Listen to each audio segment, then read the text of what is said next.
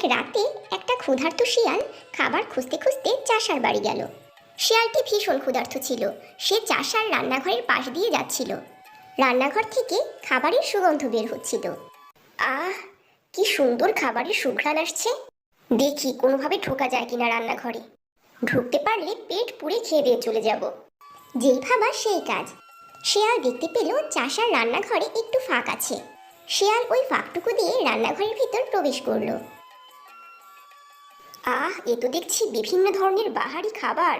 দেখেই প্রাণটা জুড়িয়ে গেল। খেতে না জানি কত মজা হবে। এই বলে শিয়াল খাওয়া শুরু করলো। খাবার খুব সুস্বাদু হওয়ায় ও এতই খেয়েছিল যে আর নড়াচড়াই করতে পারছিল না। খাওয়া দাওয়া শেষে শিয়াল রান্নাঘরের ফাঁকটুকু দিয়ে বের হওয়ার চেষ্টা করছিল, কিন্তু তার এত খাওয়ার কারণে পেট ফুলে ঢোল হয়ে গিয়েছিল। তাই সে ওইটুকু ফাঁক দিয়ে বের হতে পারছিল না।